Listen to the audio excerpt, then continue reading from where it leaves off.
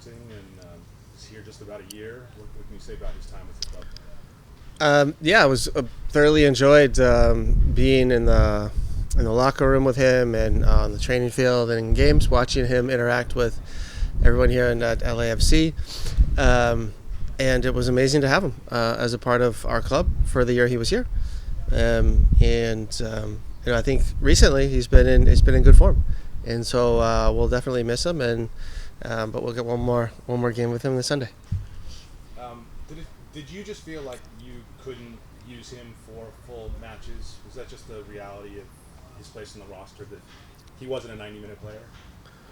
I wouldn't say that. I would say, leading into every game, we as coaches use information we get in training, in previous matches, to assess and to see what gives this club and the team the best chances to win that particular game. That's it. Ante had described him as being in an advanced state. I think the match where he coached in your place, that's how he described him. Mm-hmm. Was that the player that you saw come in? Just the player in an advanced state? You can ask Ante that. Okay, so you don't have a feeling on That's his comment. You can follow up with him on that.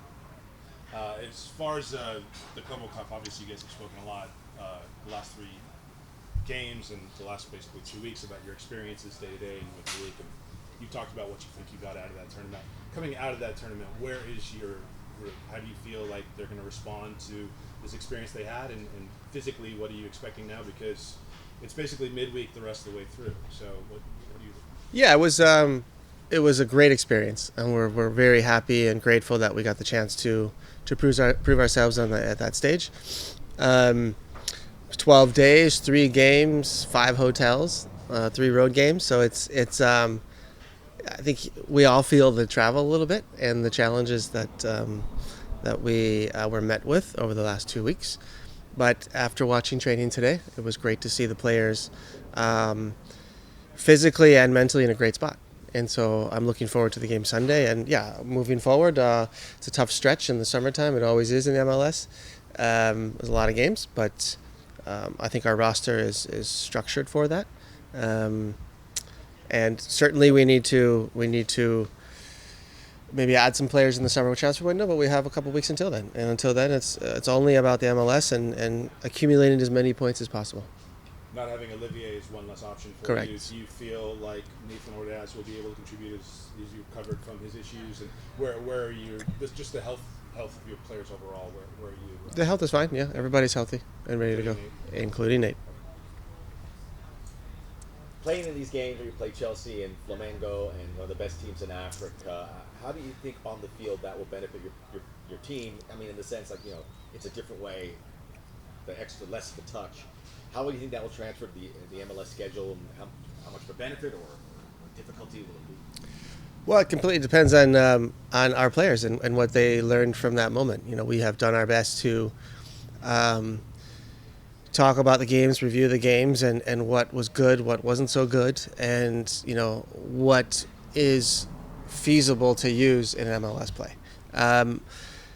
Having that said, I think we learned a lot. I think players also learned that there's another level out there, and I think that the faster you have to play, the higher you go up, the less mistakes you can make, because mistakes are punished a little quicker at the highest level, and the moments you have in front of the opponent's goal become less. So that really increases the importance of each action out there.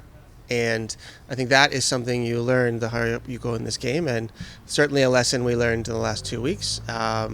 It's a shame that not every MLS team can do that, and because I think it's going to be important for our league too to understand that is a different way of seeing the game than how we oftentimes interpret it here.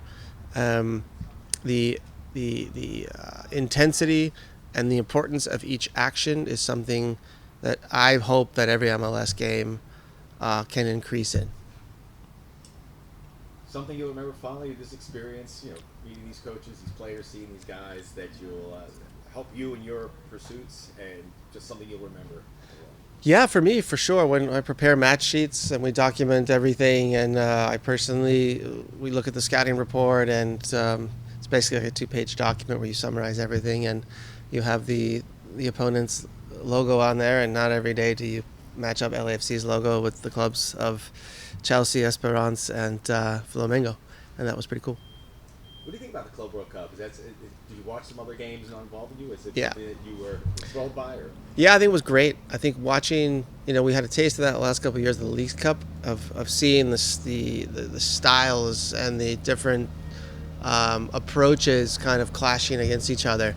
I find it very interesting. I think there can be some fine tuning as far as length, scheduling, and all of that. But that's just all organizational stuff that kind of you learn as you go, or learning by doing. But I think the tournament was and is fun to watch, and I'm really looking forward to the latter rounds. Thanks, Steve. Okay, we'll open it up to questions online.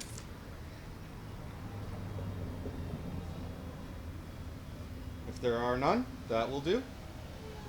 Can I just ask?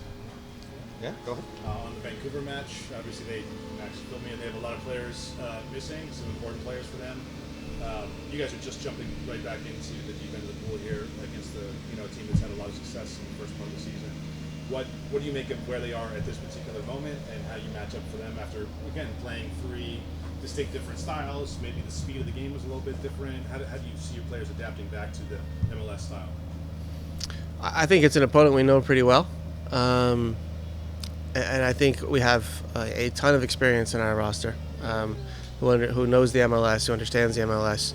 And frankly, the pace of the game should be dictated by us. And having seen Vancouver this year with what Jesper has done with his team, they certainly don't want to slow things down either. And so I think the pace of the game will be attractive. It should be fun, which can suit both teams. So I'm looking forward to certainly a very good MLS game. On players like Olivier, sort of elder statesmen, people who've had a lot of success internationally, but maybe coming over to MLS at an older age, there's risk in that, right? You don't know necessarily what you're getting, and maybe there's risk in every signing. You don't know necessarily what you're getting, but is there some reflection there in bringing players of that advanced state, as Ante said? Maybe, I know case by case matters, but thinking about them in a different way after this Olivier experience? I will. No, I won't. I don't agree with that statement at all. Yours. I think there are always risks when you bring new players in. You never know for sure how a player's qualities will translate into our team and the league. Of course, throughout years of experience and having a very clear game model, having a very clear description of the player we want to onboard, that minimizes the risk. And I think here at LAFC we've done a very good job of doing that. But there always is an unknown factor that you just don't. There are some things you cannot know. And so I don't think that is specific to any age group, any nationality, any position. There's always a factor that you just don't know. And that is true of every team on the planet. There is not one team or scouting department or management on the planet that has gotten everything right. It doesn't exist. It's the beauty of the sport and the environment we live in and the business, quite frankly. So you'll never be able to protect yourself from things that don't go maybe 100% to plan. But I wouldn't put this particular case in that category. It's just a shorter stint here than he's had at other clubs. That's it. Last from me, you've watched a lot of the Club World Cup knockout round now. Do you have a favorite? Do you see any of these 16 as the winner? Tough to say. It really is. Like, you've seen sometimes the heat can make a big difference in the performances of certain clubs, and some would say they have more an advantage, some say they're at a disadvantage. I will say, after going through the 12 days, the 5 hotels, and the 3 away games, that wears on teams, and some clubs are better equipped for that than others. And so there's also a little bit of fatigue going on as well for these players, mentally and physically, of being away from home for so long. Also normal for a World Cup, if you've been involved in one in the latter stages. But yeah, I think there are some teams who are playing good football, who are excellent, who have the ability. I think Bayern Munich is one of those for sure. I think Man City looks very strong, and I think our opponent Flamengo, I think is a very very good opponent. I think they have a very complete roster that can surprise a lot of European teams.